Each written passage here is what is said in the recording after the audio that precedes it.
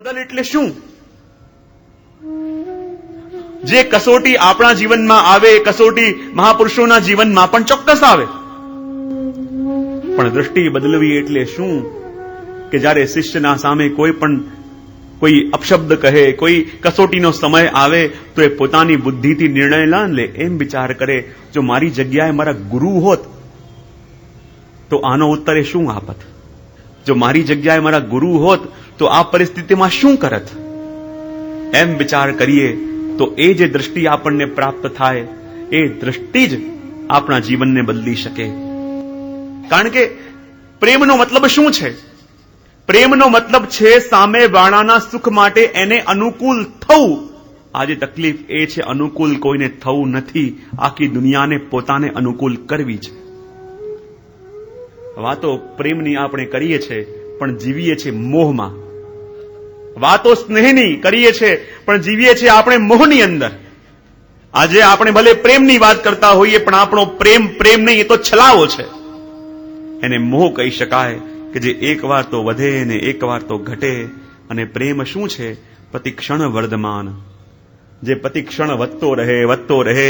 જેમ ગંગાજી જઈને સાગરમાં મળે તો સાગરમાં મળતાની સાથે એમની ગતિ રોકાતી નથી, એ સાગરમાં મળતા જ રહે. અને એવી દશા હોય એને પ્રેમ કહેવાય, જે વધતો રહે. અને પ્રેમનું પહેલું લક્ષણ શું? સર્વથા દ્વંશ રહિતા. પ્રેમનું પહેલું લક્ષણ શું? કે જે સર્વથા દ્વંશ રહિત, એટલે એકવાર પ્રેમ થયા પછી ક્યારે તૂટે જ નહીં, એને પ્રેમ કહેવાય. અને જો થઈ રહ્યા છે, તૂટી રહ્યા છે, એ સિર્ફ પ્રેમનો છલાવો છે, એ સિર્ફ મોહ છે, પણ પ્રેમ નથી.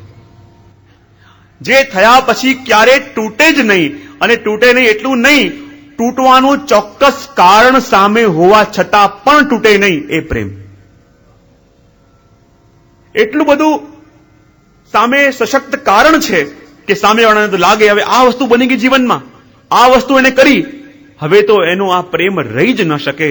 તૂટવાનું ચોક્કસ કારણ હોવા છતાં પણ, તૂટવાનું ચોક્કસ રીઝન સામે હોવા છતાં પણ જે ન તૂટે એ પ્રેમ. પ્રિયતમની હરેક વસ્તુમાં પ્રિયતમની સારી વસ્તુ એને પ્રિય લાગે તો પ્રિયતમની ખોટી વસ્તુ પણ એને પ્રિય લાગવા લાગે. જેમ સ્નેહની વાત જ્યારે આવે તો શું મળી રહ્યું છે એ મહત્વનું નથી, કોના હાથે મળી રહ્યું છે ને એ મહત્વનું છે. જ્યારે રાધાજીને કોઈએ કહ્યું કે જો પ્રભુ તો આપ તો અહીંયા છો, પ્રભુ આપની આગળ ખોટી વાત કરે છે કે તો ફક્ત આપને જ પ્રેમ કરે છે, ફક્ત આપને જ આધીન છે, પણ મેં હમણાં જોયું ઠાકોરજી તો અનેક સખી સાથે ફરી રહ્યા છે. ત્યારે પ્રભુને આ વાત સાંભળીને રાધાજી કહેવા લાગ્યા, પ્રભુની આ જ લીલા ઉપર તો પ્રભુ ઉપર વારી જવાનું મન થાય છે. જો તો ખરા, પ્રભુ પ્રેમ તો ફક્ત મને કરે છે, પણ અમારા પ્રેમને બધા જાણી ન જાય એ છુપાવવા માટે પ્રભુ બીજી સખીઓ સાથે ફરે છે. જ્યારે કહેવા માટે આવ્યા તેમને તો એમ લાગ્યું કે જ્યારે આમ કહીશ તો પ્રભુનો પ્રત્યેનો પ્રેમ રાધાજીના હૃદયમાંથી ઓછો થઈ જશે. પણ જ્યાં આ વાત કહી પ્રેમ ઓર વધી ગયો. જો તો ખરા, પ્રભુ કેવી લીલા કરે છે, મને ખૂબ સ્નેહ કરે છે અને મારો પ્રેમ પ્રગટ ન થઈ જાય, એટલા માટે પ્રભુ એવી લીલા કરી રહ્યા છે. માટે પહેલું લક્ષણ એ કે જે થયા પછી તૂટે નહીં એ જ પ્રેમ, અને જે તૂટે છે એ મોહ. બીજી વાત કરી કે જેમાં કોઈ ફરિયાદ નથી એ પ્રેમ. પ્રેમનું બીજું લક્ષણ શું? કે જેમાં કોઈ ફરિયાદ નથી. કારણ કે ફરિયાદ ત્યારે જ ઉઠે છે કે જ્યારે આપણી અપેક્ષાઓ જાગે છે. મેં કહ્યું એમ કેમ ના કર્યું, મેં કહ્યું એમ કેમ ના થયું, જે રીતે મેં કહ્યું હતું એમ કેમ ના કર્યું. આ મેં આવી જાય ને, અને જ્યાં મેં આવે પછી જીવન બોજરૂપ થઈ જાય. ઘણી વાર કહેતો હું, તમે ગંગાજીમાં ડૂબકી મારો ને તો ઉપરથી હજારો લાખો લીટર પાણી પસાર થઈ જાય પણ આપણને એનો ભાર ન લાગે. પણ માથામાં એક ઘડામાં જલ ભરીને એને માથે મૂકો તો એનો ભાર લાગે. ગંગાજીની અંદર તમે ડૂબકી મારી, ઉપર લાખો લીટર પાણી વહીને ગયું, એનો ભાર લાગતો નથી. પણ એક ઘડું ગંગાજીનો જલ ભરીને માથે મૂકો તો એનું ભાર લાગે. કારણ કે હવે આવી ગયું, આ મારું ઘડું છે. આ મારું માટલું છે, ને જ્યાં મારું આવે ત્યાં ભાર લાગે. અને જ્યાં ગંગાજી વહી રહ્યા છે, લાખો લાખો ગેલન લીટર જઈ રહ્યું છે, પણ એનો ભાર આપણને લાગતો નથી. અને પ્રેમ એ છે જેમાં કોઈ ફરિયાદ નથી.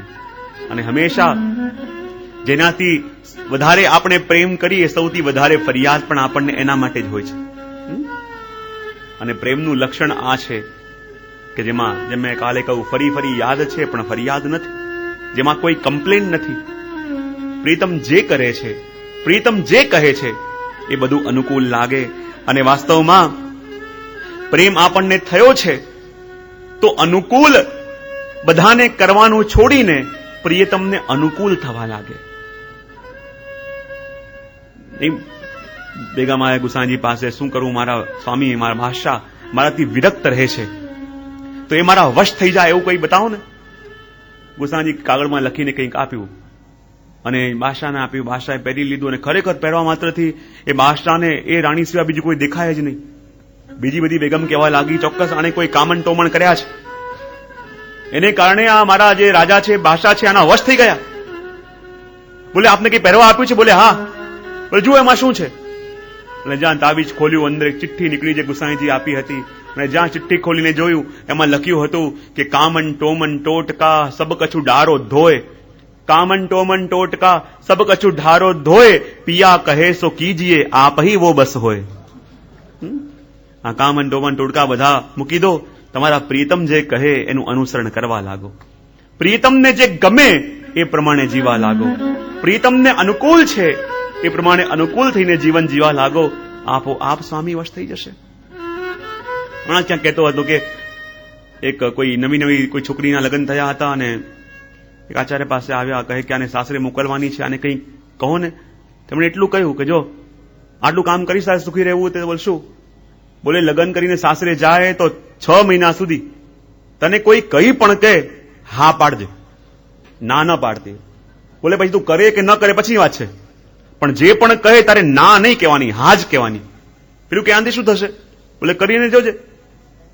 6 મહિના સુધી એને આવી રીતે કર્યું અને જયારે 6 મહિના પછી પાછી આવી અને પાછી મળવા માટે ગઈ ગુરુને. એને કહું કેમ છે ઘરનું વાતાવરણ? બોલે શું બતાવું, ઘરનું વાતાવરણ તો બદલાઈ ગયું છે. બદલાઈ ગયું છે એટલે શું?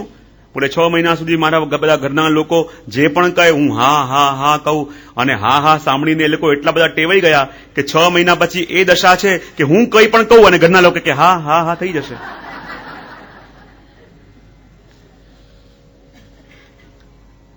એટલા બધા હા હા સાંભળીને ટેવાઈ ગયા કે હવે હું કંઈક કહું અને ઘરના લોકો કે હા થઈ જશે. અનુકૂળ થઈને